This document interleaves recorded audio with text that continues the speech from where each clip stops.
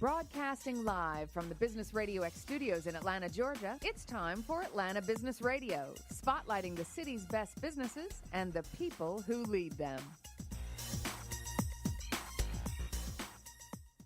Lee Cantor here with Stone Payton, another episode of ATDC Radio. And Stone, we are kind of locked and loaded, right? I love doing this show. We are so well treated when we come down here to ATDC. There are a lot of great folks down here, some passionate folks doing some marvelous work. Today's going to be no exception. We're going to get a chance to visit with some really bright folks doing some neat things. First up, in our initial episode today, please join me in welcoming to the program CEO with Parka Solutions, Mr. Sneh Parmar. How are you, man? I'm good, Stone and Lee. Thanks for having me today. Pleasure to be here. All right, Sneh, before we get too far into things, tell us about Parka Solutions. How you serving folks?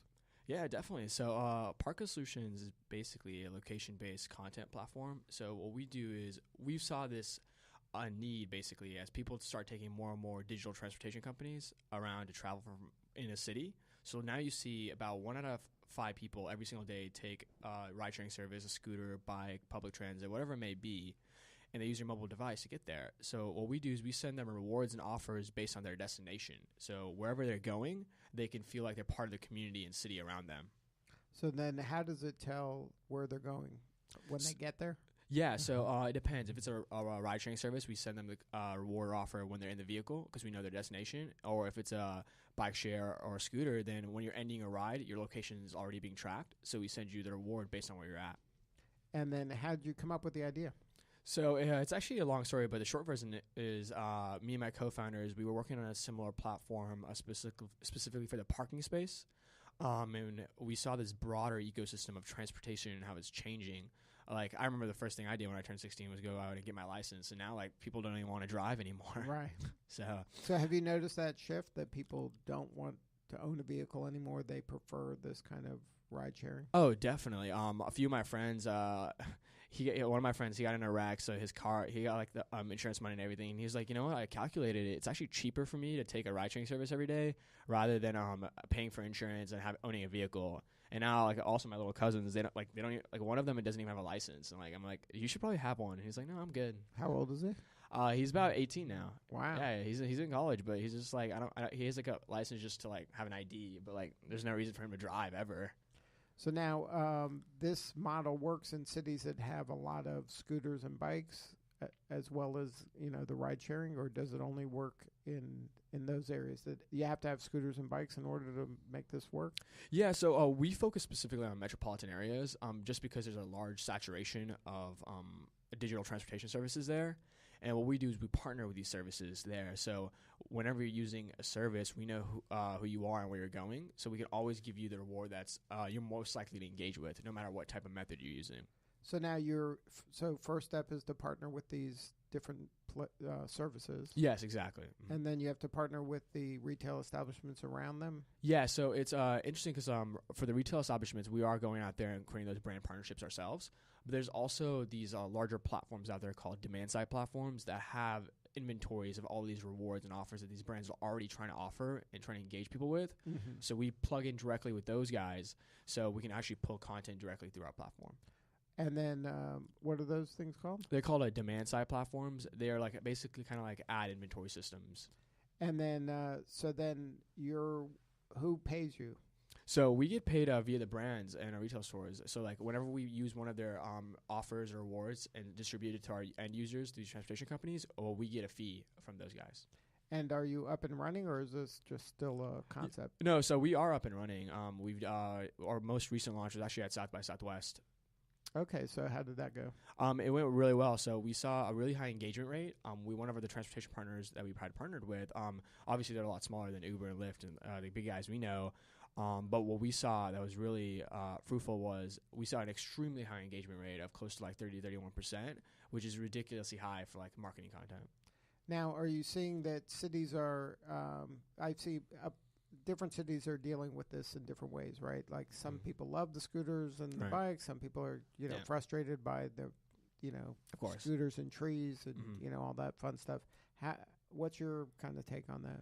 My take in terms of like just like this new micro mobility atmosphere, like I definitely think it's a need in cities. As you can see, people are using it. I also think it's more eco-friendly to take electric scooters or bikes, or even walking around cities. I think the one issue is figuring out how these services can be synergistic to cities, because right now cities are trying to get this data from their citizens and their people who are using it, just so they know, one, how many of these that they need in a city, where to place them, and how people are using them effectively. Because what we've seen now is like, even in Atlanta, there's about 10 cases a night that go to Grady just because of people falling off scooters and injuring themselves. So like it's definitely becoming more and more of like a health issue that's going to happen down the line. So we just need to figure out like how to best work together with these transportation companies if you're a city. Now, and then do you work with the cities to give them data or to help them, or is this something that you just are kind of city adjacent? No, so we were city adjacent in the beginning, but now we are actually learning that cities actually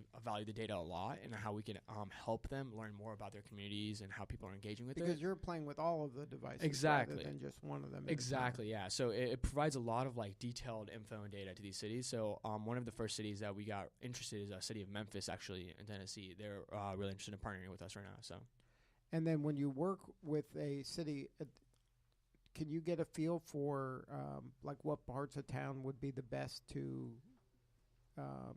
incorporate some of these micro mobility? Yeah, definitely. So like right now we basically work with these transportation companies where they're already at, but down the line we definitely want to create like ecosystems where we see like, oh yeah, if there's like a really good intersection here, like for example like 5 Points here in Atlanta would be a great place to have these micro mobility solutions. Because people can just like take a scooter back and forth like half a mile and get to whatever shops they want. So now because I would think you're uniquely positioned to be able to be helpful in this, because you're capturing data from all of the different players. Exactly, yeah. And then the benefit we provide to like for the transportation companies, like one, we give their consumers rewards, so people are more likely to use them. And then at the same time, for consumers, it's not like we're spamming them with content. It's just like a reward or offer they can actually use within 1 or 2 blocks. So like a coffee shop, once you park at like an intersection, be like, oh, come get free coffee on us. So you're more likely to go there. Now, is there a way to kind of make it a loyalty? Like if you do this so many times, you get something else? Like yeah, definitely. We are looking into an opportunity like make it like a loyalty program where if you take the same type of service or transportation service, you could get like a free ride or like a free offer on top of that. What about to make it kind of cross micro mobility, like 2 scooter rides equal an Uber? Yeah, no, I mean cross mobility is like that's where the market is going. So one of the issues in the industry right now is like people have like 3 to 4 apps for different types of transportation services, and it needs to become multimodal. Whereas like you have one app that controls all of these different types of services, and you already see that happening. Like Uber has Lime scooters now, Lyft has their own scooters. Like Uber has Jump bikes as well. So like you see this like congregation of like all these different types of services coming into like the bigger players, and I think that's so like the multimodal solution is definitely going to happen. Now, are you seeing that people are using like scooters? To me, became way more prevalent than bikes did. Yeah, like bikes was the first mover, right? There were bikes everywhere, and then now are people even using bikes? Yeah, so I mean, it depends on where you are, but so our biggest market right now is New York City, and bikes are extremely heavily used there. City Bike, which is a company that's owned by Motivate, which recently got bought by Lyft.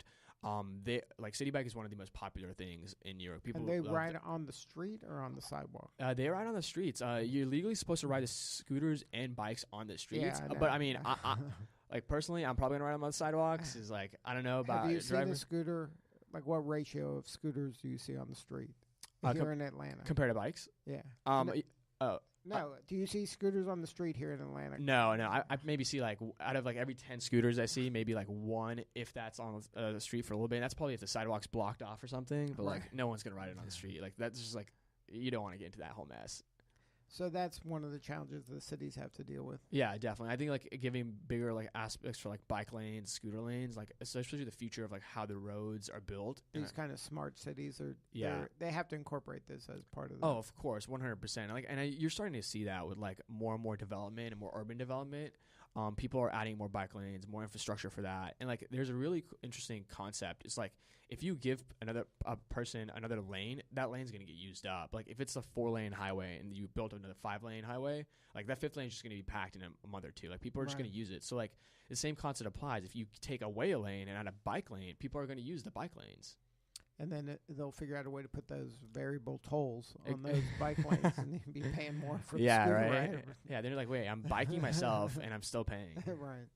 So what's next for you? You're just looking for more cities to partner with?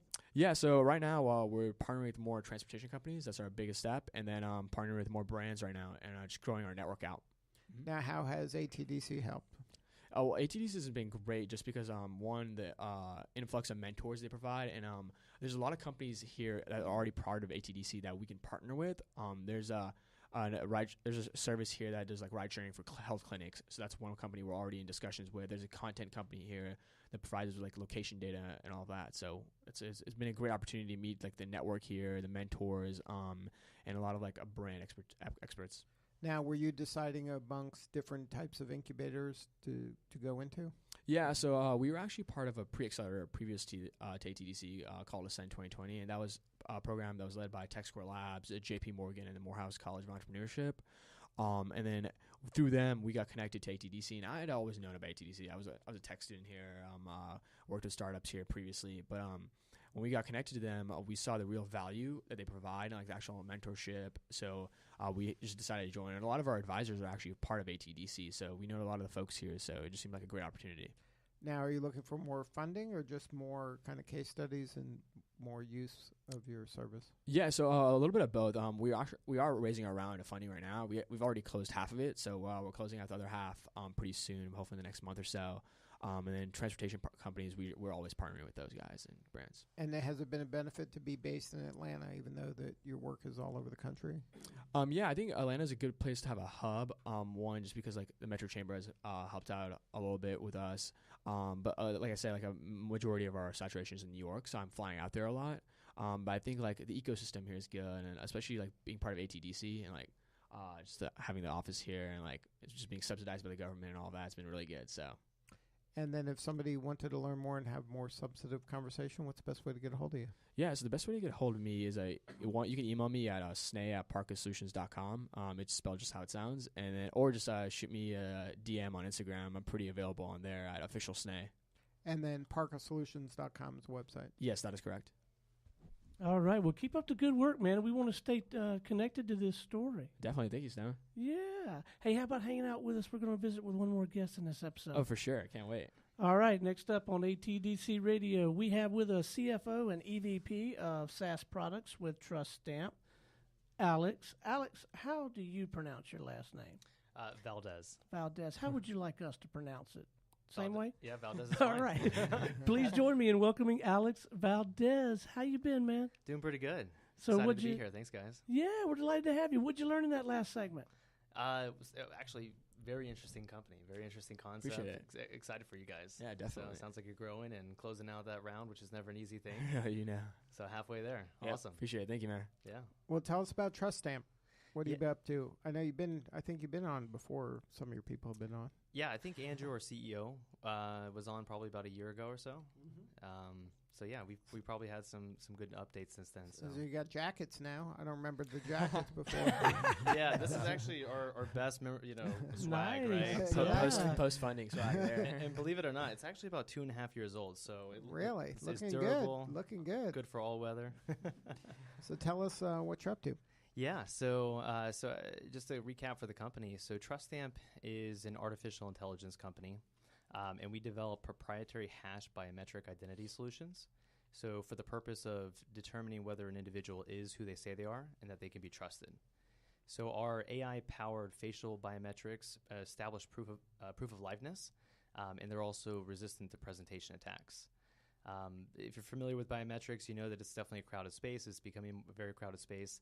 How we differentiate from other biometrics is we take each live facial image and we convert it into a 512-byte biometric hash, which is unique to the user's face and cannot be reverse engineered and rebuilt into the user's face. So in that, it does not constitute personally identifiable information, meaning that it's considered anonymized data under GDPR and similar legislation. So definitely a very important feature for a lot of companies globally in securing, transmitting, and storing personal information about their customers. And that's the needle you have to thread, right? You have to identify the person constantly, and then you have to be anonymous Exactly. in doing that. Yep, and be able to store it. And kind of where we take it a step further is we have the ability to capture that information, capture the biometric data, and convert it into that hash, which is a patented product or technology that we have, and we call it the evergreen hash.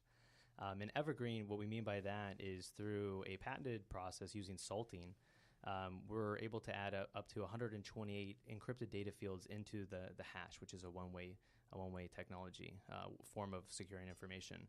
So in each of those in each of those encrypted fields, we have pivot tables that are pointing back to personal information that are stored behind secure servers. So and each of those encrypted fields can point back to 26 million variables. So what that means is that over time, we can add and update virtually unlimited information about that individual and really create like a full eDNA that can not only be used to authenticate them, but to re-authenticate them across different channels within an organization.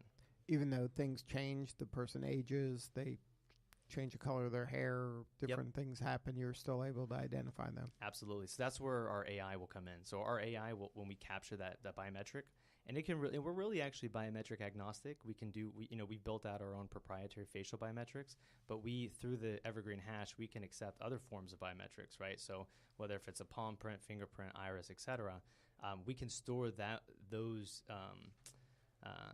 hashed measurements, right, into one of those encrypted fields inside of the evergreen hash. So we can really create kind of a platform for accepting other forms of biometrics and also other information, right? First name, last name, transaction data. Say, for example, this person is, they're going through the airport, right? And they're an airline passenger.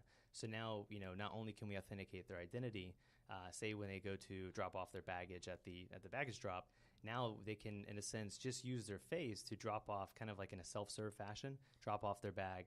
And, when they scan their biometric, their information will be updated and a note will be added to that evergreen hash. And really they can have a, seamless process all the way through the travel journey. Now, some of the facial recognition was having trouble, I'm not saying you're so weird, but some of them were having trouble like with different races. And is that an issue for you, or you're capturing so much kind of data that it's not as much of an issue? No, it's not. Fortunately, we've had relationships with some pretty large government bodies here in the U.S. We've been endorsed by 36 of the AGs, so the attorneys general here in the U.S., and we're also working in Mexico.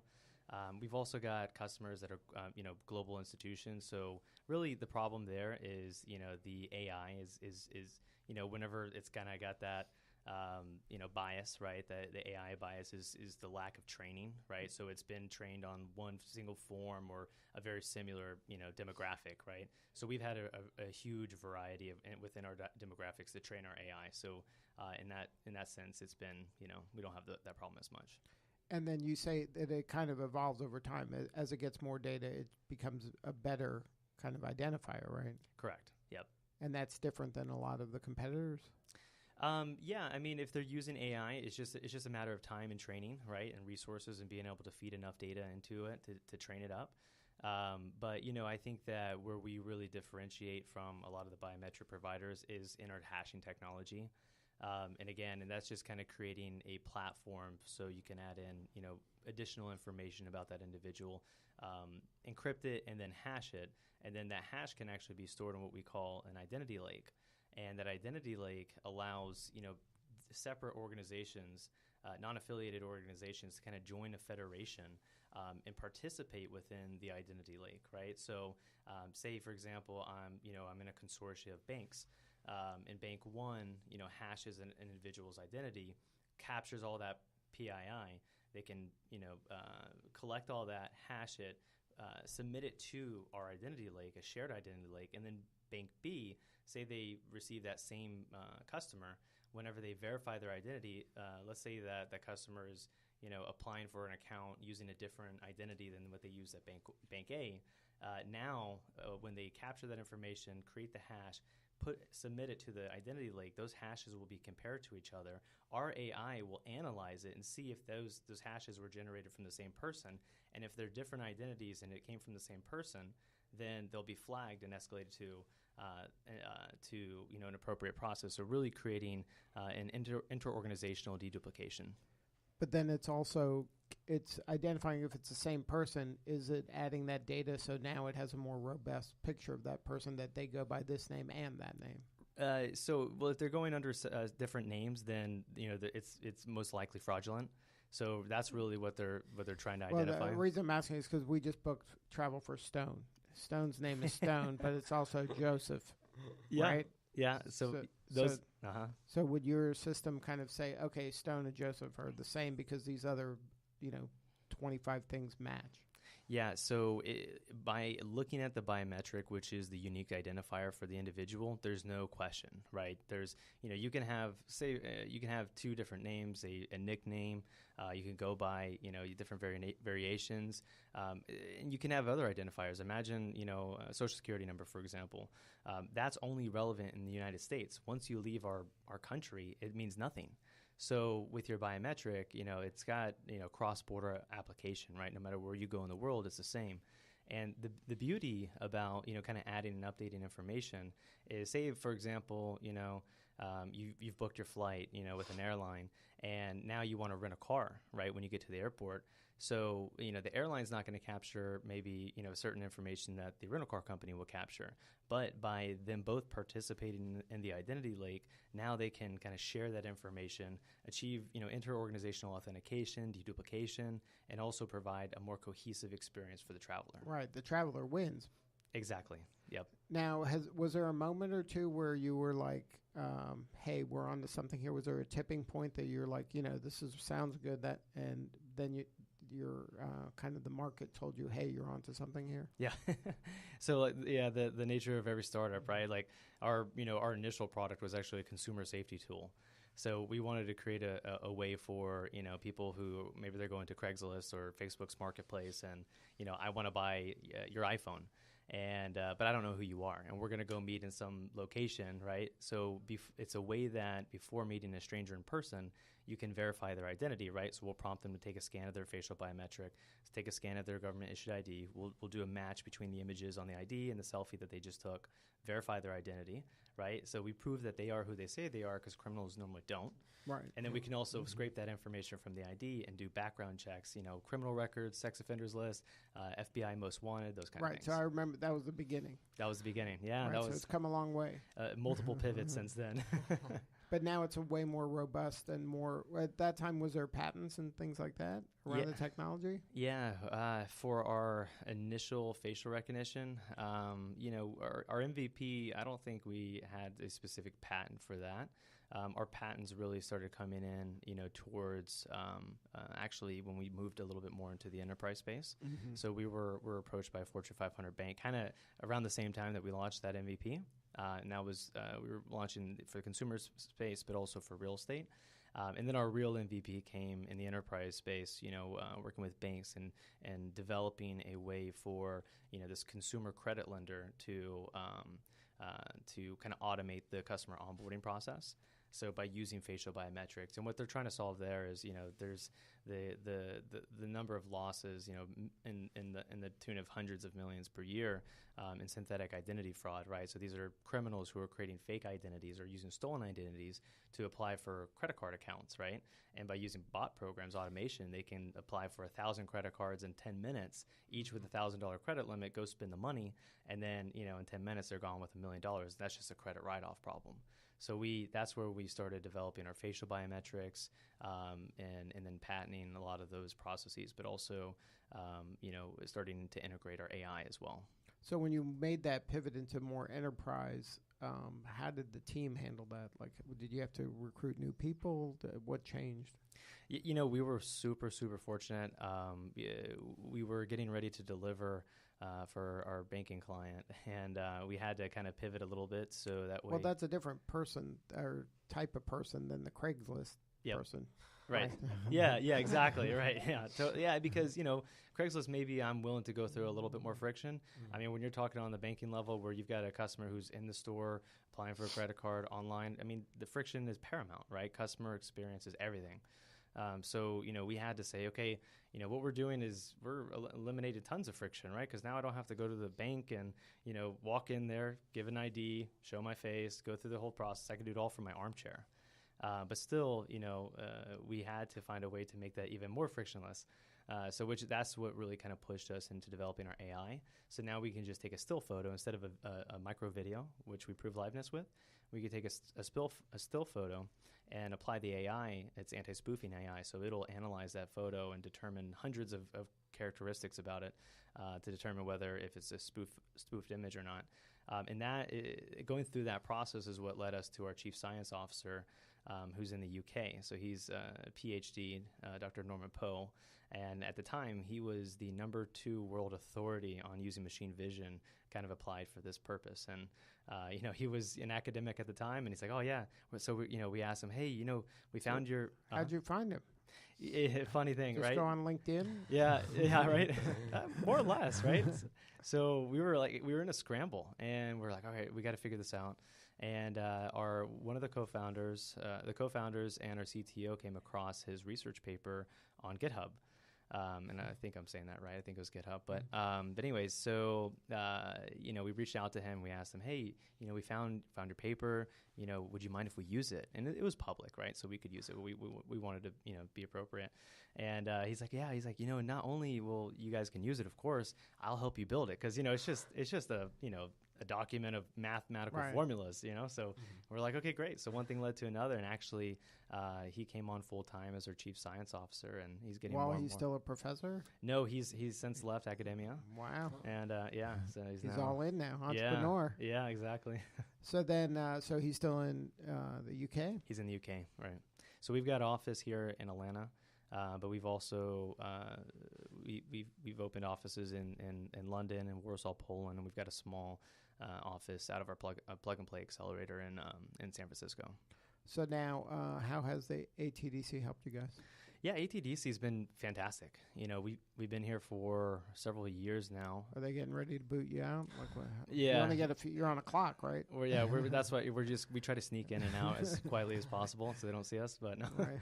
No, we were a signature company, but we were actually out of the ATV for a while, and we since graduated from that building. But we wanted to keep our, we were expanding, but we wanted to keep an office here in Atlanta, headquarters here in Atlanta.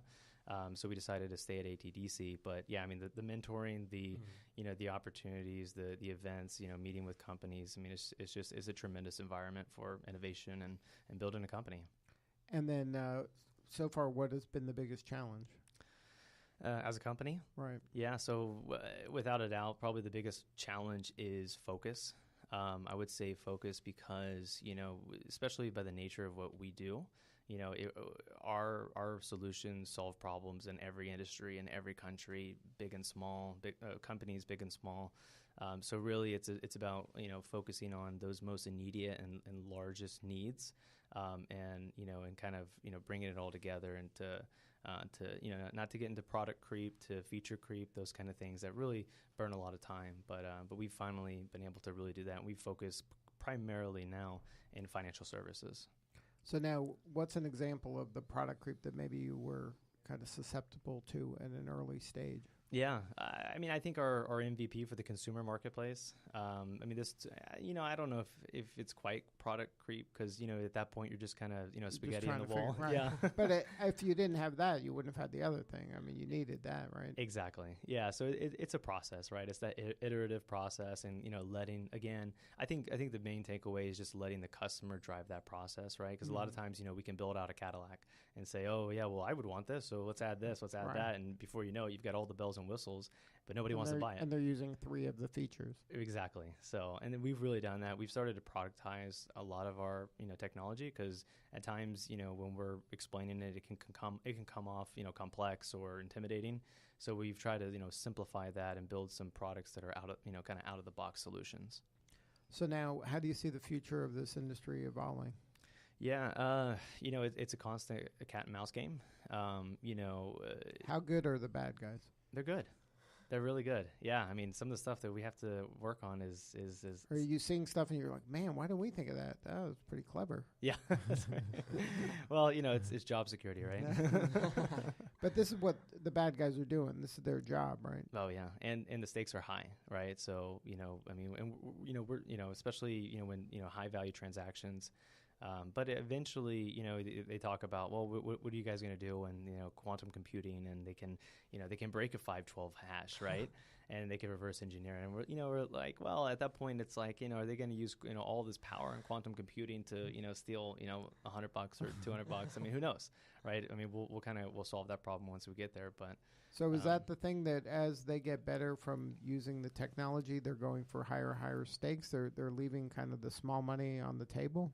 That is typically the approach, right? So if we can get rid of 90% or 99% of the criminals out there who are going after those low transactions, easy, social engineering to get into your computer to steal, some, a small value or whatever, we're doing a great job, right? And that's really, our even our, in the banking industry, right? I mean, if we can, you can't keep good people from doing bad things, right? So you can't say that, oh, we will eliminate fraud, right? Because even if they've never committed any kind of fraud or done anything, they can still, commit, run off with your credit card or not pay you back or whatever. But if we can target and eliminate those repeat offenders, right? Those people who apply for 10,000 credit cards using one face, using their single biometric, then we're doing our job.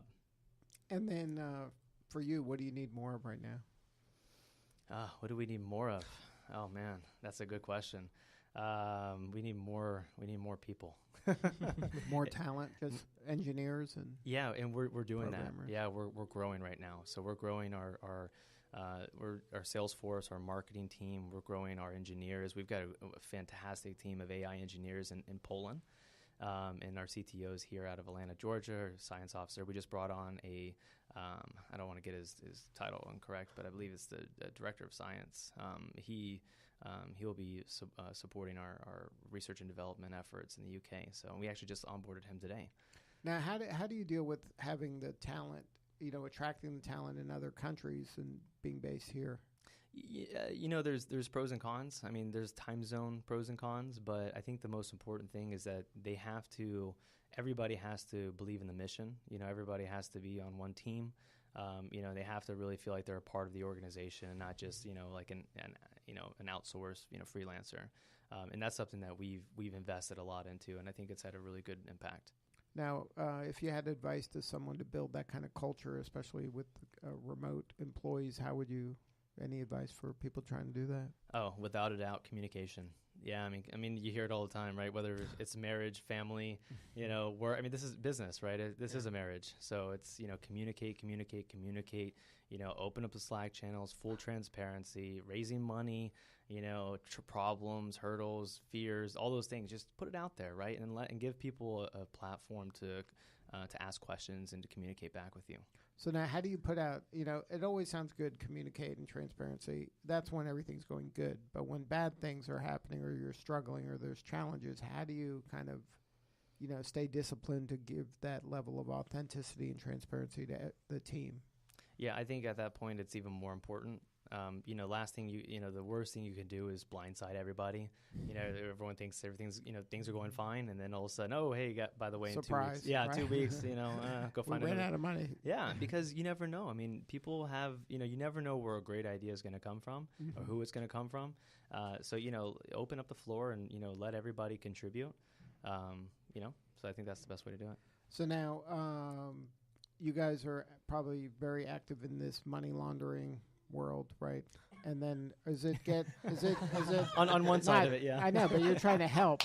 You're not, right, obviously. Right. Yep. But is it just getting worse by the day? Yeah. Well, so whether I know it's job security for you, but so whether if it's the actual money launderers or the regulations that are getting worse, who knows? Which is the bigger challenge? Oh, probably the regulations. No, but I mean it's it's super important, and it's great for us because we're well positioned. Right there, with anti-money laundering, you've got three components, right? You've got, verify their identity, check their, if they're on watch list, sanctions list, PEP list, those kind of things. And then, you want to perform like an address verification, right? To kind of validate them and to go, kind of check the boxes. The tricky thing with AML is that, the regulations are very broad and they're different across every jurisdiction. So, we're spinning up a practice right now for an AML consulting. because a lot of the customers that we're getting are coming to us and be like, hey, can you actually help us through this process? Because we have no idea how to even interpret this or what applies to us or what countries, because we're, launching a cryptocurrency wallet here in the U.S. I mean, do we have to abide by European AML laws? What's GDPR, those kind of things. So again, we're trying to provide that end-to-end service and, and consultancy isn't part of that. Good stuff. So if somebody wants to learn more, have more substantive conversation, coordinates? Yeah, come to our website. So www.truststamp.ai. That's TRUSTSTAMP and .ai. Thank you so much for sharing your story today. Thanks, guys. Appreciate it. All right, this is Lee Cantor for Stone Payton. We will see you all next time on ATDC Radio.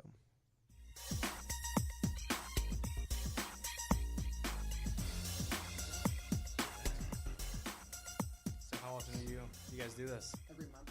Okay.